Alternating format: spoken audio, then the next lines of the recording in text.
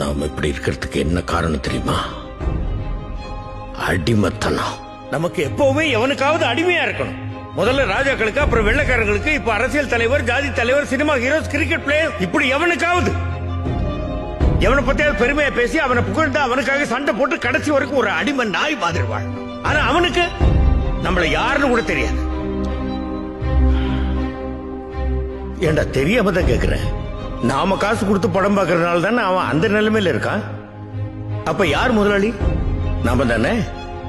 நாம வேகாத வெயில நின்றுட்டு இருப்போம். அவன் ஏசி கார்ல நாய பக்கத்துல உட்கார வச்சு கட்டி பிடிச்சுக்கிட்டு உன்னை நாயை விட கேவலமா மதித்து பார்க்காத மாதிரி போய்கிட்டே இருப்பான். நீ அவன் காருக்கு பின்னாடி வாழ்க வாழ்க வாழ்கன்னு கையை தட்டிக்கிட்டே ஓடுவ.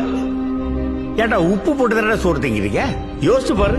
நீ ரசிகனா இருக்கிற எந்த ஒரு நடிகனுடைய பிள்ளையாவது இன்னொரு நடிகனுக்கு ரசிகனா இருந்து அவனுக்கு கட் அவுட் வச்சு பாலாபிஷேகம் பண்ணி அவனுடைய வாழ்க்கை நாசம் பண்ணிட்டு இருக்கானா?